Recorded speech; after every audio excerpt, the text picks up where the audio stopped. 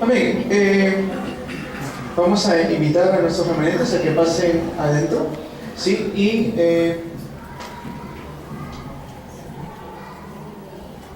Y también invitamos a nuestro hermano Renzo y Lisel que pasen adentro también. Hay un culto para ustedes desde este domingo. es el culto para los jóvenes remanentes. ¿Amén?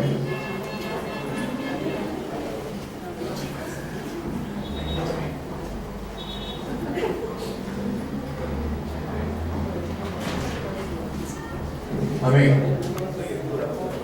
Vamos a... Sí, no dejen que nuestro hermano Gerardo vaya adentro, él tiene que estar aquí. Sí, sí, ha vuelto a nacer, está remanente, hermano Gerardo. Vamos a entrar al segundo culto. Amén. Hemos estado viendo en el primer mensaje lo que sucedió después del pacto, es decir, lo que sucedió después que el pueblo de Israel sale de la tierra de Egipto. Ahora vamos a ver cuando ya están en la etapa de tiempo de historia, donde están en el tiempo con Samuel. Y el título es lo que sucedió después de Mizpa, es el lugar, Mizpa.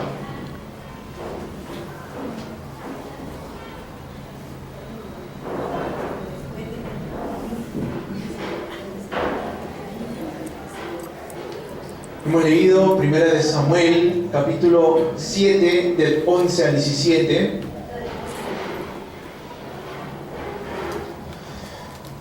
Y hemos estado hablando del primer mensaje, cómo debemos cambiar nuestra naturaleza, cómo debemos cambiar nuestras improntas, es decir, lo que se ha grabado en nosotros, y cómo debemos cambiar nuestras raíces incorrectas.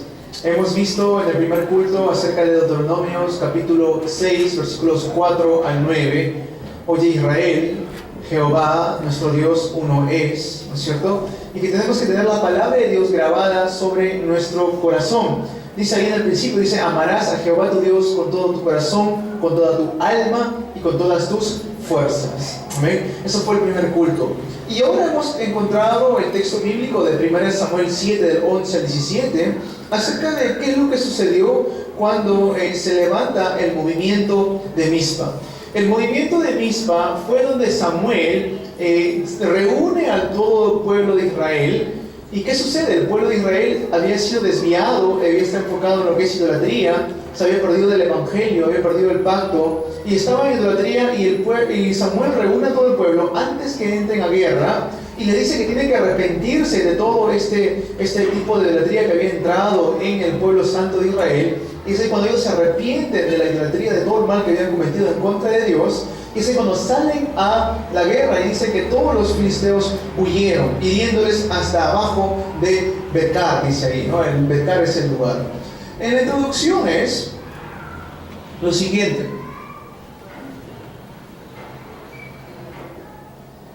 Muchos de nosotros nos preocupamos por nuestro futuro.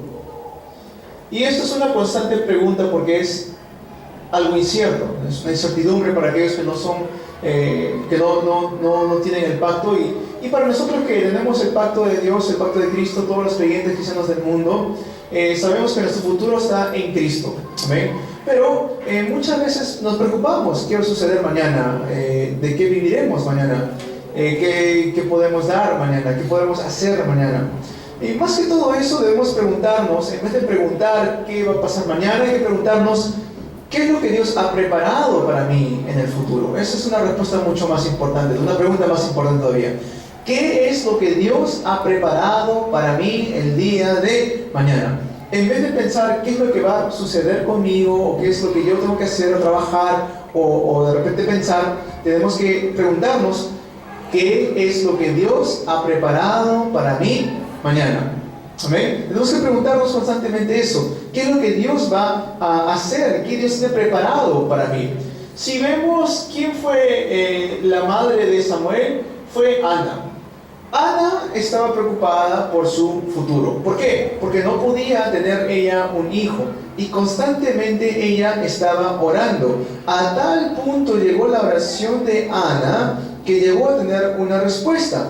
La respuesta es que ella llegó a dar a luz a Samuel.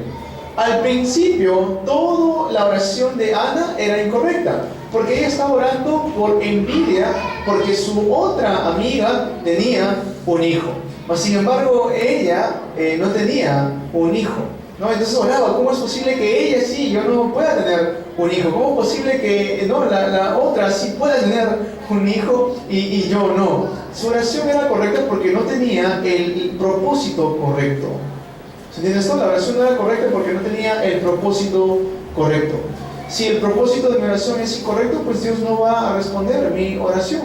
Siempre va a ser un no. Pero si cambiamos el propósito de nuestra oración, Dios puede hacer cambios en nuestras vidas tremendas. Las personas que no entienden la importancia de la oración no podrán recibir respuestas importantes en su vida. Las personas que no entienden que la oración es como un suspirar, como un respirar para nuestras vidas, no vamos a poder recibir respuestas importantes en nuestras vidas. No queremos ser cristianos, por eso decir, mediocres, ¿no? Que simplemente vienen a la iglesia y oran en la iglesia nada más, pero después durante los días de semana están completamente desviados de la oración, desviados, desconectados de la palabra. Y no queremos ser personas así, porque Dios quiere cambiar el mundo. Dios quiere que el evangelio sea escuchado hasta el fin del mundo, y lo va a hacer mediante las personas que se aferran a su palabra. Lo va a hacer mediante las personas que realmente gozan de la oración, y lo van a hacer mediante las personas que reciben respuestas en el evangelismo. Amén. Entonces, no podemos considerar que la oración es algo ligero, más bien tiene que ser lo más importante en mi vida. Amén. Tenemos que considerar que la oración es lo más importante en mi vida. Entonces, otra vez lo digo, en vez de preguntarnos qué va a pasar en el futuro, hay que preguntarnos qué es lo que Dios tiene preparado para mí ya en el futuro. Y desde ahí, ¿qué comienza? ¿Qué oración hizo Ana? ¿Qué oración hizo Samuel? Cuando Ana empezó a orar simplemente por un hijo, Dios no respondió. Pero cuando Ana se dio cuenta que en esa tierra carecía la palabra de Dios, empezó a orar por un nazareo, por un discípulo, por un testigo de Dios, alguien que pueda predicar la palabra de Dios, porque era escaso. En algunas versiones dice que era preciosa la palabra de Dios.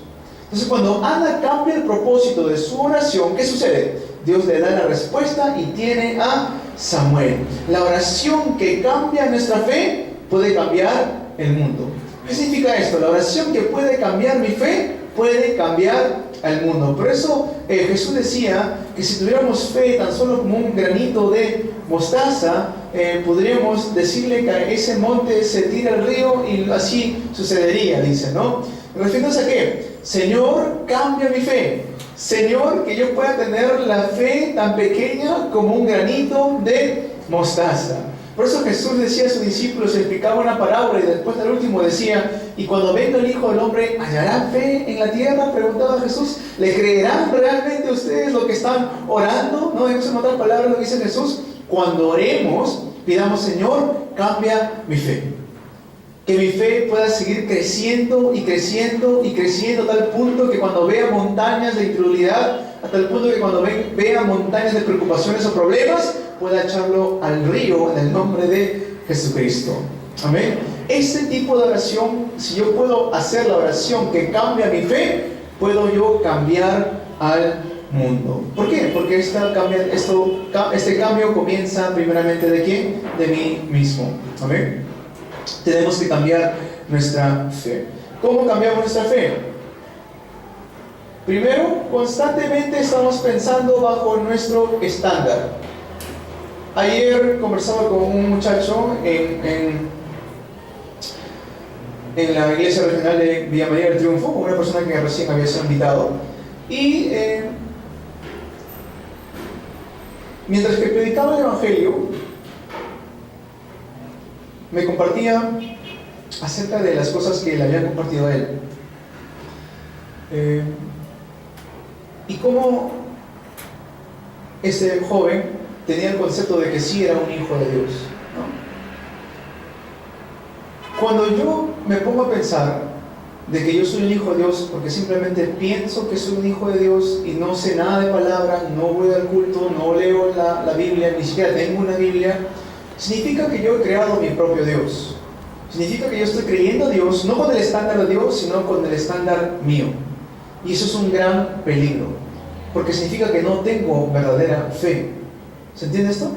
Cuando yo creo a Dios y yo pienso que Dios va a hacer todo de acuerdo a mi estándar, esto está equivocado. Tengo que siempre ver todas las cosas con el estándar de Dios. ¿Cuál es el estándar de Dios?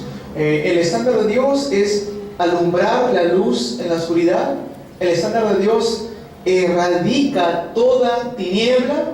Amén. Eso es el estándar de Dios. Y no orar con nuestro nivel, orar con el nivel de Dios.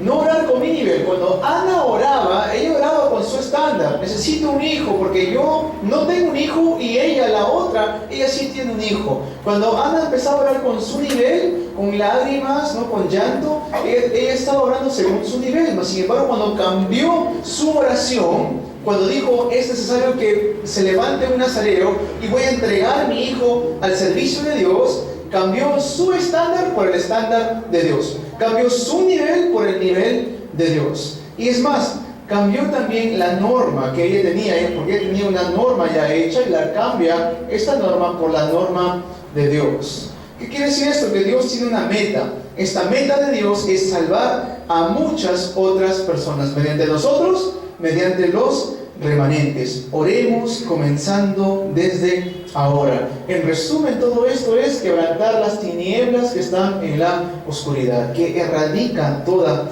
tiniebla. Amén. Vamos a ver el desarrollo de hoy.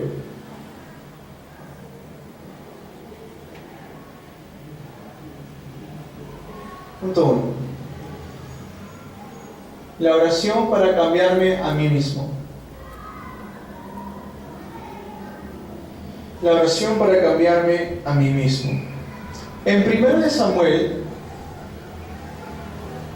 1, del 1 al 11, Ana dice, dame un nazareo, alguien que esté en el ministerio, dame a alguien que pueda predicar tu palabra. Ana oró tanto, pero no recibía una respuesta, aunque oraba sinceramente, no estoy diciendo que no oraba sinceramente, pero no recibía su respuesta.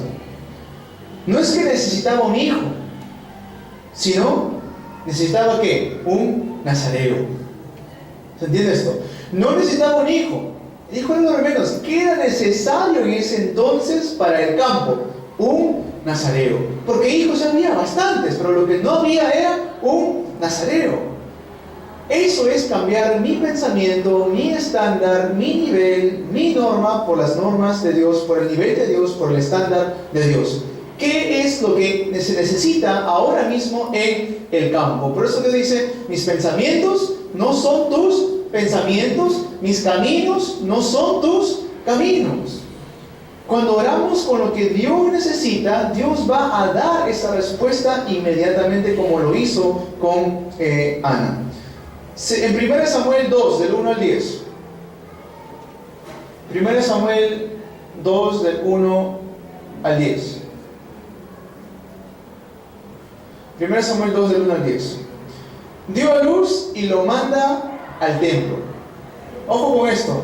Ana da a luz a su hijo, a que tanto había llorado, a tal punto que el sacerdote le dijo, oye, ¿estás borracha de tanto llorar? Le dice, ¿no? De tanto llorar, ¿estás borracha? No era que estaba borracha, era que estaba realmente orando.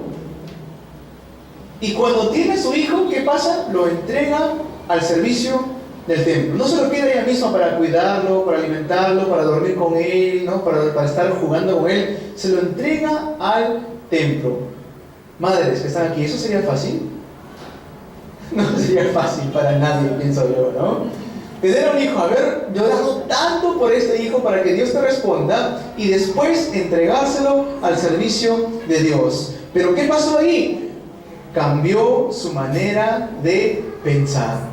Su estándar era, mi hijo, lo cuido, lo crío, yo lo voy a criar. El estándar de Dios es, no, se necesita un nazareo y yo lo voy a levantar.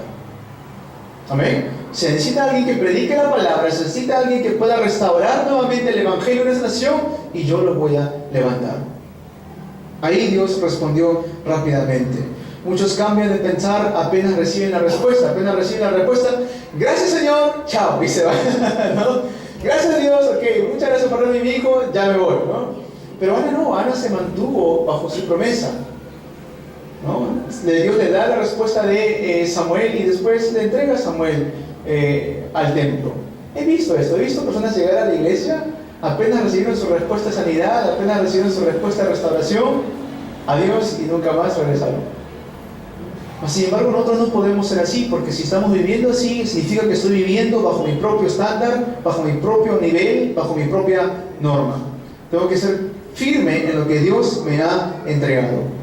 Primera de Samuel 3, del 1 al 18. Primera de Samuel 3, del 1 al 18. Samuel dice que dormía al lado del arca del pacto. Es una bendición tremenda. Era una era donde todos estaban dormidos en otros lados. ¿Dónde dormía Samuel? Al lado del arca del pacto. Elí dormía en su cuarto. ¿Y dónde estaba durmiendo Samuel? Al lado del arca del pacto. Qué tremenda bendición es esa. Es como si estuviéramos durmiendo en el templo de Dios. Amén. En una era donde la palabra de Dios dice que era escasa, Ana ora por un nazareo, Dios responde con Samuel, y Samuel, ¿dónde está durmiendo? En el lugar más privilegiado, al lado del arca del pacto. Qué gran bendición es esa. ¿Saben lo que significa esto? El hecho de que yo tenga la palabra de Dios en mi vida, el hecho de que el Espíritu Santo more en mi vida, eso en sí es la mayor bendición que podemos tener hoy en día. Amén. Primera de Samuel 3:19 nos dice otra bendición tremenda que había recibido Samuel. Primera de Samuel 3:19 dice que ninguna palabra de Samuel caía al suelo, que ninguna palabra cayó al suelo. ¿Qué quiere decir esto? Que todo lo que Dios decía para la vida de Samuel se cumplía. No había nada que no se cumpliese mediante la boca de Samuel. Toda palabra que él daba no caía al suelo. No porque sea su palabra, sino porque era la palabra de Dios. Amén. Cuando estemos en el mundo, cuando estemos predicando, cuando estemos nosotros sentados a solas haciendo nuestro diario de oración, que por cierto he revisado algunos de la oración, excelente trabajo, hermanos y hermanas. Los remanentes están haciendo un trabajo muy bueno con lo que es el de oración. Cuando estemos en ese tiempo, Señor, que yo pueda transmitir tu palabra correctamente. Amén, que oremos de esa manera. Señor, que yo pueda transmitir tu palabra con denuedo.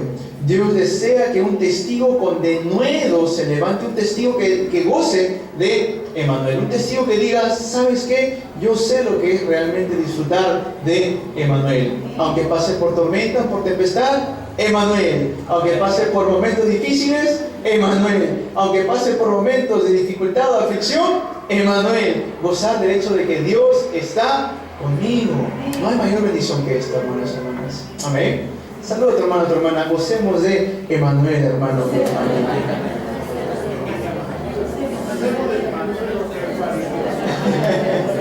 Gocemos de Emmanuel, hermano Jesús. Gocemos de Emmanuel.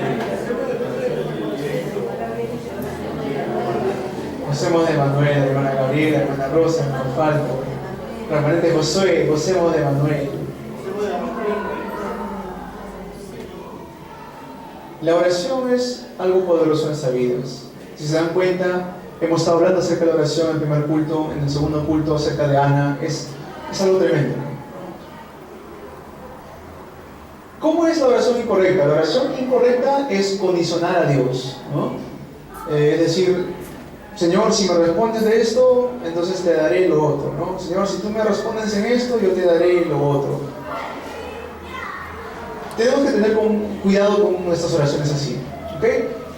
Como creyentes que estamos en Cristo, Señor, yo voy a dar mi vida entera para el Evangelio, así me des respuestas o no. Eso es un testigo, eso es un discípulo, amén. Así tenga la respuesta que yo desee, así no tenga la respuesta que yo desee, Señor, yo te voy a seguir hasta mi último suspiro, amén. Cuando alabamos Jesús el Cristo, hasta mi último suspiro, ante todos alabaré, Jesús, el Cristo es. Amén. Hasta mi último suspiro, Jesús es el Cristo. De eso se trata el Evangelio. Punto número 2. La oración que pueda cambiar la nación. la oración que pueda cambiar la nación. Estamos viviendo en un tiempo donde se están levantando diferentes tipos de crisis alrededor del mundo. Lo vemos en nuestro país, Perú. Creo que somos uno de los muy pocos países donde tenemos ya a 2 presidentes en la cárcel, uno en la cárcel, otro con prisión preventiva y otro que está siendo buscado por la ley, y es más, parece que se vienen otros más casos en adelante. Esto es algo fuerte. Lo sucedió hace poco con Corea del Sur, con la presidenta Park Geun-hye, y el hijo del presidente de la Samsung está también ahora en la cárcel. Son casos de corrupción y se están levantando muchas cosas de mucha inestabilidad en Venezuela. Entonces tenemos que realmente orar por la nación. Por eso el primer punto es que yo tengo que cambiarme a mí mismo, entender el propósito por el cual yo soy llamado, entender por qué Dios me ha llamado, entender cuál es el pacto de Dios, entender el privilegio de estar al lado del arca del pacto, entender que toda la palabra de Dios se va a cumplir en mi vida. Y entendiendo todo esto, voy a poder yo tener la oración correcta para mi nación. ¿Qué es la oración correcta para mi nación? Es poder quebrantar, desechar toda la idolatría, porque esto es lo que está causando tanto sufrimiento en nuestra nación, en todas las naciones del mundo realmente. En esos lugares donde hay idolatría existe lo que es también la destrucción, la maldad, la corrupción y todas las cosas malas que se ven en la sociedad. ¿Cómo sabemos esto? Cuando los israelitas estaban peleando contra los filisteos, no podían ganarle. ¿Por qué? Porque habían caído en idolatría. Mas sin embargo, cuando viene el nazareo Samuel, se levanta y le dice que tiene que arrepentirse. Los israelitas se arrepienten, regresan nuevamente a Jehová, y dice ahí, desde aquel día en adelante no pudieron más contra Israel. Tenemos que en oración, nosotros como hijos e hijas de Dios, quebrantar toda la idolatría en nuestro país. En oración. Amén. No con pompa. no con su martillo, por favor. En oración. Amén, porque si no nos pueden tirar de desordenados. ¿Ok? Nuestra lucha no es contra sangre ni carne, es contra principados y potestades en las huestes, ¿ok?, de oscuridad. Entonces no tenemos lucha contra cosas físicas, es con oración, quebrantarlo en el nombre poderoso de Jesucristo. Amén. Contaba un pastor que cuando él pasaba por una iglesia católica donde había una idolatría muy grande, entonces lo que él solía hacer era pararse al frente de esto y decir: en el nombre de Jesucristo te quebranto. Pero a veces lo veía medio raro porque estaba en medio de la pista, ¿no?, o en medio de la calle, y hacer eso era un poco raro. Entonces, ¿qué optó? Dice que disimuladamente agarraba, caminaba y se paraba así, ¿no? Se paraba así y como que se estaba esperando a alguien, y en ese tiempo que se paraba: Señor, en nombre de Jesucristo, quebrando toda esta idolatría que está aquí. No, porque ya era una manera muy simulada de poder quebrantar la idolatría, decía, ¿no? Seamos personas que entran así al campo silenciosamente y quebrantemos toda la oscuridad que se está levantando. Ustedes saben de lo que estoy hablando, de la idolatría. En cada parque que vemos hay una estatua de alguna virgen. En cada mercado que vamos hay un santuario de una virgen o algún santo. En cada municipalidad al frente hay una iglesia católica donde hay muchas idolatrías. Entonces, ¿cómo quebrantamos todo esto? Mediante la oración, mediante el poderoso y precioso nombre de Jesucristo. El movimiento de Mizpa trajo restauración. El movimiento de Mizpa trajo restauración al pueblo de Israel. Dice: y fueron restituidas a los hijos de Israel las ciudades que los filisteos habían tomado a los israelitas, desde Ecrón hasta Gat. E Israel libró su territorio de la mano de los filisteos, y hubo paz entre Israel y el amorreo. Que podamos gozar de esa bendición en el nombre de Jesucristo. Amén. Que podamos gozar de todas esas cosas que nos ha quitado el diablo por tanto tiempo, y que podamos restaurarlo en el nombre de Jesucristo. Y fue un tiempo donde todos pudieron orar unánimes. Orar unánimes.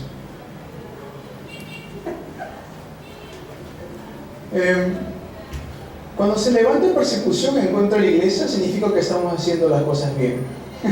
Amén. Cuando se levanta persecución en contra de la iglesia, significa que estamos haciendo algo bueno. El pastor Ryu comentaba que cuando él comenzó su iglesia, en una ciudad de Pusan. Pusan es como decir una provincia, pongámosles, Seúl es como Lima, que es la capital, y Pusan, digamos que es como Chimbote, que no es un lugar chiquito, es un lugar grande, pero es provincia, ¿no? Y ahí se levantó un movimiento de evangelismo muy grande. El pastor Ryu tenía su iglesia más pequeño que esto, y era en un sótano, y se llenaba tanto ese lugar que bloqueaban el tráfico de todas las personas que llegaban, y tenían que sacar los parlantes afuera, y hasta el punto que como no cabían todos adentro, las personas tenían que escuchar el mensaje desde afuera, parados, con sus paraguas o sus carros, mediante los parlantes. Ni siquiera podían saludar al pastor, simplemente ni lo veían, simplemente escuchaban la palabra allí. ¿Qué sucede? Se levantan los celos de diferentes otros pastores y denominaciones. Entonces, pues hacen una persecución muy tremenda ante él. Y había un pastor en particular, cuenta el pastor Ryu, que le perseguía, y él dice que era pastor, pero era un pastor muy malvado, que no le hacía las cosas fáciles para el pastor Ryu. Y un día, cuando el pastor Ryu está predicando en Estados Unidos, regresa de Estados Unidos a Corea del Sur, le dicen: el pastor que tanto le persigue, el pastor Ryu, ha muerto, le dice. Ha tomado un suplemento para ayudar a su salud, pero hizo la reacción contraria y murió. Y el pastor Ryu dice: qué bueno que se ha muerto, dice, ¿no? Como decir, desgraciado, ¿no? Qué bueno que se ha muerto. Y cuando pensó eso, y él dice: de verdad, sinceramente pensé así, dice él. Me di cuenta que yo también era un pastor malvado, dice, por haber pensado así. ¿No? Y después se da cuenta de que cuando Dios empieza a abrir el movimiento de evangelismo, bueno, en realidad él dice, cuando alguien se muere deberíamos sentir tristeza, pero para él fue todo lo contrario, que sentía alegría, dice, ¿no? Darnos cuenta de quiénes somos y entender que Dios hace el movimiento de evangelismo. Cuando hacemos las cosas correctas, va a haber persecución. Esto no es algo de ahora. Siempre sucedió con la iglesia primitiva, sucedió en los tiempos de los reformadores, sucedió y sucederá hasta el día que nuestro Señor Jesucristo regrese. Pero ¿qué hacer ante estas persecuciones? Aferrarnos firmemente al pacto de Jesucristo. No movernos por nada. Amén. Así nos llamen locos. Así nos digan locos: bienaventurado el que es perseguido por mi causa, por mi nombre. Amén. Porque de ellos será el reino de Dios. Amén.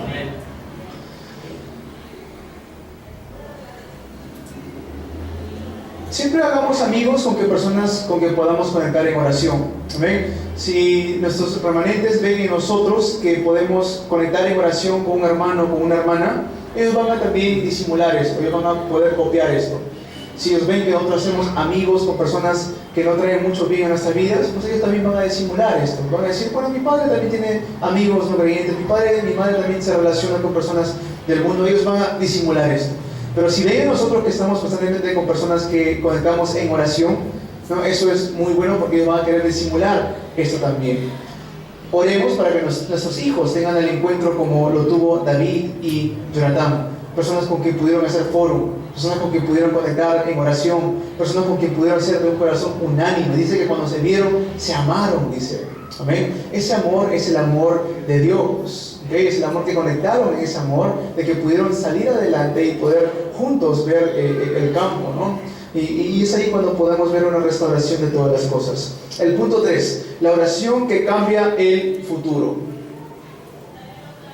La oración que cambia a mí mismo primero, la oración que cambia la nación y la oración que va a cambiar el futuro. ¿Qué es eso de cambiar el futuro, pastor? Yo pensé que Dios tiene establecido todo. Amén, Dios lo tiene establecido todo, pero eso no quita que oremos por el futuro.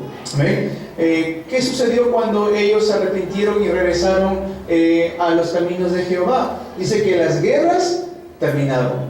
Ya no hubo más guerras. Ahí lo dice. Y hubo paz entre Israel y el amorreo. Y juzgó Samuel a Israel todo el tiempo que vivió. Y si uno en realidad lee desde el capítulo 1, desde el versículo 1 del capítulo 7, se va a dar cuenta cómo es que ya no más hubo guerra en aquella nación de Israel. Cuando yo realmente oro por mi nación, oro para que Dios cambie mi pensamiento, va a cesar estas guerras. No solamente estoy hablando de peleas entre metralletas o bombas o tanques, no estoy hablando no solamente en este tipo de guerra, estoy hablando de la guerra que tenemos espiritual en el mundo. Esta guerra, dice, esta batalla que tenemos es contra principados y potestades. Esta guerra espiritual que tenemos va a cesar el día que nuestro Señor Jesucristo regrese vestido de blanco como un jinete poderoso. ¿Amén? Entonces, ¿qué tenemos que hacer hasta ese entonces? Orar para cambiar el futuro. Orar para que Dios pueda cambiar mi fe, como lo dice en la introducción. Orar para que se dé una restauración de fe. Una restauración de fe. Aquellos que vieron a Samuel creyeron en el Señor. Aquellos que nos ven tienen que creer en el Señor. Fue una bendición tremenda que gozó también, ¿se acuerdan quién? José. José dice que Potifar lo veía y veía a Dios. No por decir que José era Dios, sino que veía la presencia de Dios sobre él. Cuando Faraón ve a José, veía la presencia de Dios sobre José. Cuando los demás veían a Samuel, veían la presencia del Señor sobre Samuel. Y Samuel pudo cambiar el futuro. ¿Cómo? Cuando Dios le da la respuesta de levantar a la siguiente generación, de levantar al remanente David. Y también dice ahí la palabra, y sobre ese mismo instante, y en ese mismo instante vino sobre David el Espíritu de Jehová. La presencia de Dios sobre la siguiente generación. Dios levantó a individuos como David. En Primera de Samuel 16:13. Primera de Samuel 16:13. Dice, desde aquel día en adelante el Espíritu de Jehová vino sobre David.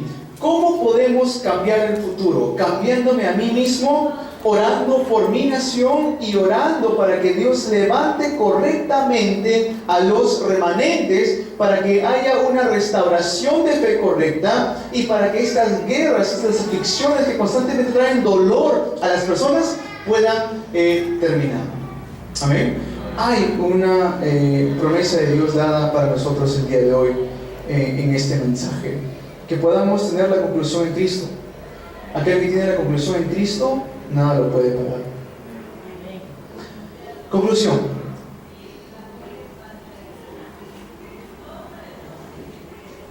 Vamos a ver la conclusión. En Apocalipsis 8, del 3 al 5, nos dice que todas nuestras oraciones son llevadas ante la presencia de Dios en incensarios de oro, dice. ¿Amén? La importancia de la oración es algo tremenda. Los días miércoles y viernes que tenemos culto estamos aprendiendo acerca de la oración que tiene fe, la oración que tiene contenido, la oración correcta, la oración que agrada a Dios, la oración que mueve montañas. Amén. Hemos estado constantemente hablando acerca de la oración durante estas últimas semanas. Y por eso tenemos que entender que el orar es nuestra fuente de fuerza para nosotros. Si no tengo oración en mi vida, no voy a poder hacerle frente a las cosas que suceden más adelante. Por eso lo dice constantemente en la Biblia. ¿Qué hacía Jesús? Él mismo siendo Dios. ¿Qué hacía Jesús? Oraba. De madrugada, por la tarde, por la noche, hacia vigilia, Él oraba. ¿Por qué? Porque constantemente estaba en comunicación con Dios. Y eso que Él es Dios, pero constantemente oraba con el Señor porque es una persona de Dios trino. Amén. Por eso debemos permanecer firmes en oración y preparar esto en oración, preparar nuestro recipiente. ¿Qué es un recipiente? Si yo tengo un recipiente pequeño, pues Dios va a derramar bendiciones de acuerdo al tamaño de mi recipiente. Va a dar respuestas de acuerdo a mi recipiente. ¿Cómo puedo engrandar yo este recipiente? Si yo lo hago mediante la oración. Si yo cambio mi naturaleza, cambio las improntas, cambio mis raíces incorrectas, este recipiente empieza a agrandar. A tal punto que puedo recibir respuestas de levantar a 1000 discípulos. Amén. De levantar a 10,000 discípulos. Amén. De levantar a 1,000,000 de discípulos. Con uno basta. Con uno basta. Pero si podemos tener esa respuesta, levantar a 1,000,000 de discípulos. Amén. Esta es la oración no solamente nuestra, no solamente mía, es la oración que viene juntamente con todas las iglesias que estamos escuchando esta misma palabra de Jesús el Cristo. Amén. No solamente lo digo esto como Iglesia Unánimes en Cristo Lima, lo digo como Iglesia Unánimes en Cristo en Villa María del Triunfo, en Javich. Lo digo esto como la Iglesia Antioquía para las misiones en Chimbote. Lo digo como la Iglesia Emanuel Seúl. Lo digo como la Iglesia Emanuel Seúl, Emanuel Pusan, de todas las iglesias que están en Corea del Sur, orando por las 237 naciones del mundo. Que se levante 1,000,000 de discípulos. Amén. Que con 1,000,000 de discípulos podemos cambiar al mundo entero. Orando por estos discípulos,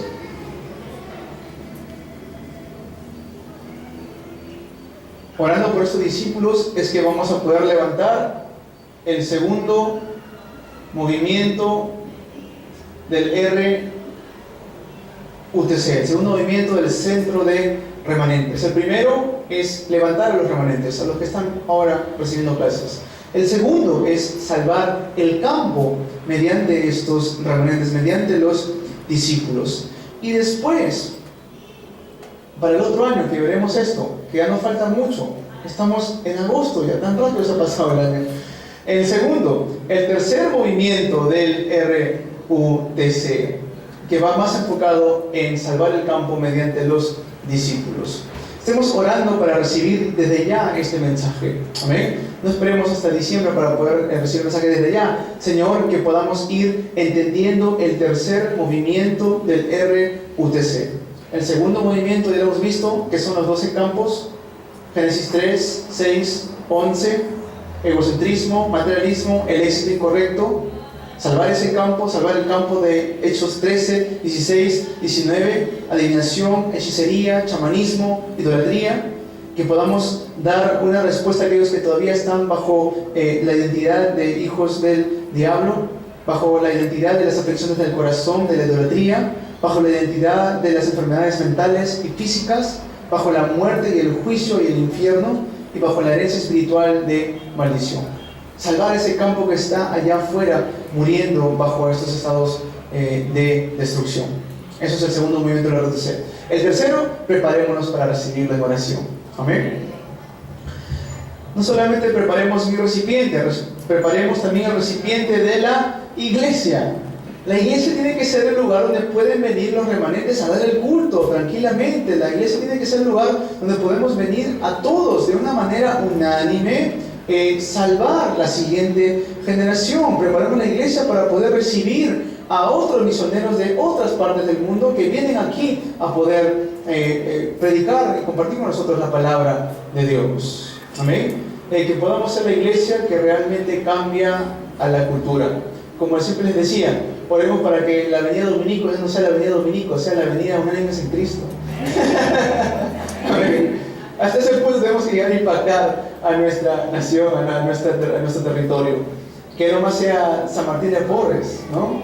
Que sea el distrito de Unánimes en Cristo. Amén. Es una visión, suena gracioso, pero si lo creemos con fe, Dios puede responder esas oraciones. Amén. ¿Sí?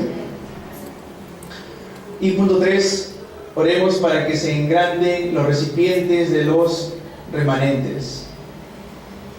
Estos remanentes que día a día pasan por diferentes cosas. El día a día ellos tienen muchas dificultades.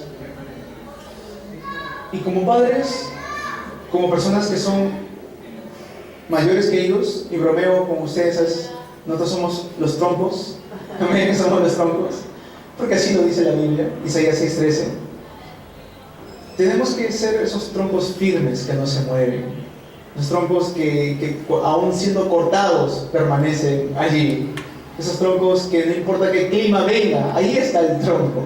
entiendo que no se mueven por nada y que permanecen firmes para poder correctamente levantar a los brotes, a los pequeños remanentes, a la siguiente generación.